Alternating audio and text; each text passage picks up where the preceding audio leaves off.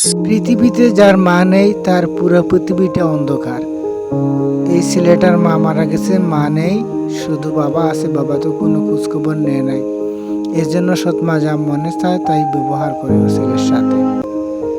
তাই তার নিজের ছেলেকে অনেক আদর যত্ন করে ওনাকে নিয়ে স্কুলে যাচ্ছে, ওনাকে সঙ্গে করে স্কুলে নিয়ে যাচ্ছে।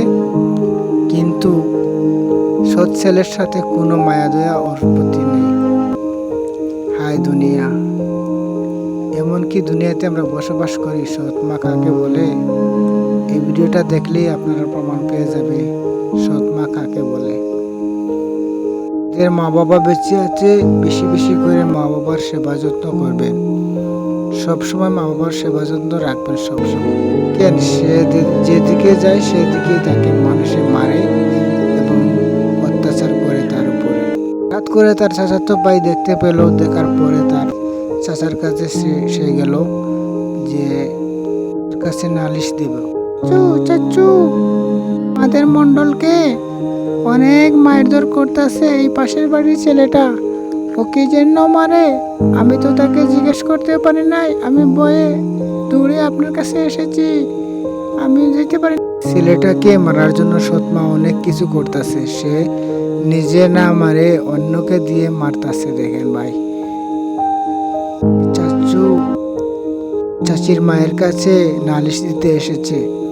কি বলে, যদি এই বিচার না করে তাহলে আমরা বিচার করব, এই কথা বলে বুড়িকে ধমক দিয়ে চলে আসলো তারা বাড়িতে। পর দেখেন বাগানে তাদের ছাগলটাকে একটা শিয়াল একটা বাঘ কিভাবে করে বসে আছে তা দেখে বাঘ এবং শিয়ালকে দৌড়াচ্ছে। দেখেন কিভাবে বাঘ দৌড়াচ্ছে, দেখতে পাচ্ছেন। ছাগলের প্রতি চাচার অনেক মায়া দয়া, কিন্তু তাদের জান দিতে বাধ্য। কিন্তু ছাগলকে তিনি অনেক ভালোবাসেন, সে জীবনের চেয়েও বেশি ভালোবাসেন এই ছাগলটাকে।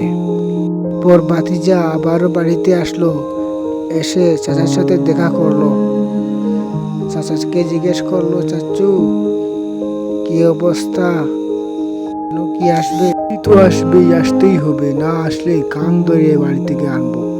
কারণ আমার এই ভাতিজাকে এমন অত্যাচার করে তো আমার ভাই তো টের পায় নাই। সে সকালে বাহির হয়ে যায়, বিকালে বাসায় এসে, কিন্তু বাসায় এসে সবাই তো কুসপাস থেকে কিছুই বলে না, আর ছেলে তো কিছুই বলতে না। ও কি হলো, ছেলেটার জন্য কি করছো? আর বলিস না, ওর মাকে মুখ দিয়ে বলে আসি যেন তোমার মেয়েটার বিচার করে যাবেন, না হইলে আমরা আইনের আওতায় যাব।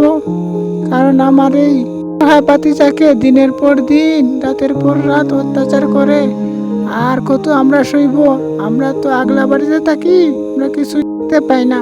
ভালো করেছো শুনে আমারও মন খুশি হলো, কারণ ওনাকে এমন দোলাই দেব যেন আর আমাদের মন্ডলের গায়ে হাত না দেয়।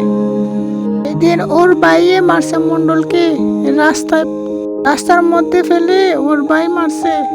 কিভাবে এসে খবর বলছে আমাদেরকে, না হয়তো আমরা জানি না। তারপর ওর শাশুড়ি শ্বশুর ওর বাড়িতে এসেছে, বিচার করবে মেয়ের। দেখেন কি অবস্থা, কি সুন্দরে তার মেয়েটা বসিয়ে আছে, মনে মনে ভাবতেছে কি করলাম আর কি হয়ে গেল, কি করব এখন। আমি বলছি আমি ওই মেয়ে রাখবো না, নিয়ে যাও তোমার বাড়িতে। ওর শ্বশুর শাশুড়িকে বলল, কি এমন মেয়ে জন্ম দিয়েছি আমরা, মুখ দেখাতে পারি নাই, তুমি তোমার মেয়েকে কিছু বলো, আমি আর কিছুই বলতে পারবো না। আমার অনেক লজ্জা লাগছে, আমি কি নিয়ে বাড়িতে যাব? এই মেয়ে কি কাজ করলো, এই মাসুম বাচ্চাটাকে এমন অবস্থা করলো, এটা তো ঠিক হয় না। কি রে মা, তুই এটা কি করলি? তোকে জন্ম দিয়ে আমরা অনেক লজ্জিত হয়েছি, এখন আমরা কি করব? কি মুখ নিয়ে বাড়িতে যাব? তুই কাজ কি ঠিক করলি? তুই আমাদের মুখে কালি দিয়ে দিলি। ভাই কেন ভাই, আমার আম্মু ভাইয়াকে মারে, দিনের পর দিন শুধু মারে ভাইয়াকে বাদ তো দেয় না, ভাইয়ের সাথে আমাকে থাকতে দেয় না, চলতেও দেয় না, কিছুই করতে দেয় না ভাইয়ের সাথে আমাকে। শুধু ভাইয়াকে মারে আর মারে। আমাকে বলে তুই ওর সাথে যাবি না, ওর সাথে খেলবি না, ওকে বাদ দেবো না তুই। গো, আমি আর এই কাজ জীবনে করব না। আপনার হাতে ধরলাম, আমি এই ভুল আর করবো না। আমার স্বামীকে বলো আমি আর জীবনে ভুল করবো